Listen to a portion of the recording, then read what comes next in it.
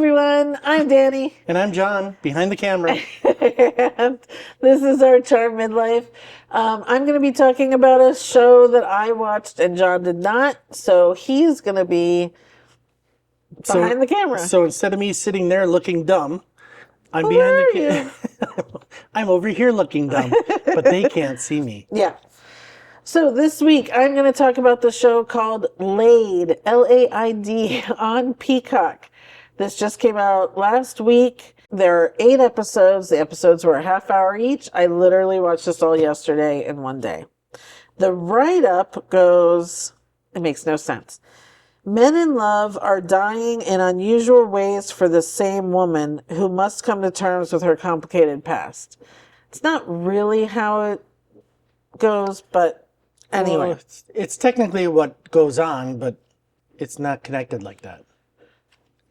Yeah, we'll get to that. Okay. So it stars Stephanie Hsu, who everyone knows from Everything Everywhere All at Once. She's also in Marvelous Mrs. Maisel. That's where we first got to know her. She's just great. I'll get to that. Zosia Mamet plays her best friend.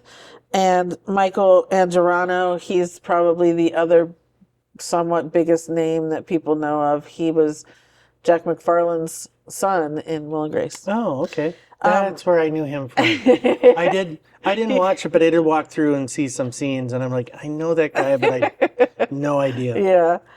This is brought to us by Nanachka Khan. She has written and produced and directed a lot of sitcoms that we like. The Don't Trust the Bee in Apartment 23, and she did Fresh Off the Boat, and she directed Always Be My Baby, Be My Maybe with Ali Wong, which is one of my favorite movies of all time. Yeah. So she always brings some fun kind of feminine shows to us. So if you trust her, know that this show is worth it. Okay, so the basis of the show is really Stephanie Hsu. She's 33. She's out there dating. She's trying to find the right guy. She calls herself a romantic, thinking that because she loves rom-coms, she's a romantic and she's looking for love. And she just hasn't. And then she finds out that her old boyfriend from college died. And after that, she finds out that her first boyfriend that she first had sex with also died. And Zosia Mamet plays AJ, her best friend. And they start to look into it, and they discover that 4 of the men that she slept with have died so far. And they died in the order that she slept with them, and this starts a huge investigation. So AJ, Zosia Mamet, she's like a huge murder, true crime fan. And a murderino. She puts together a whole whiteboard of Ruby's sex timeline. And so it's all the people she's had sex with, she's connecting them, what kind of sex they had, who she was with, all this stuff. And they start trying to figure out what's happening, and they start dying off, and then she starts trying to warn them and all this sort of stuff, and they can't figure out what's going on. So obviously I'm not going to spoil, but there is a reason this is happening. There's also this kind of, she finds this guy that she really likes, but of course she doesn't want to get with him because he'll die if she does. There's a lot of other stories kind of going through their friendship. It's a lot about kind of this love thing and what does that really mean, and what does it mean to be a chick out there looking for love. But I also felt like the friendship between Ruby and AJ, that's a huge part of this show. And it's a great part of the show, is the friendship between these 2 women. Stephanie Hsu has to carry this show. Uh-huh. And in the first episode, she does something really not great that you really don't like her. It's like all of a sudden you go, okay, I don't like this character. And as she's going back and talking to these ex-boyfriends and stuff, they're all saying she's a horrible person. You start to find out how she treated all these people and all this sort of thing. And you're like, how am I going to root for her? You know what I mean? And if it weren't for Stephanie Hsu, you couldn't, like, this person isn't written to be the best person in the world. but you do still root for her. There's something you can see in her, and she's so funny and quirky, and she does a lot of just little voices and things that keep you involved enough in who she is and what she really stands for, enough to go, okay, she's done these horrible things. Let's root for her. Let's believe she's getting it, because as she's taking in these horrible comments from people, you have to assume, okay, she's getting it, she's trying, she's going to change, those sorts of things.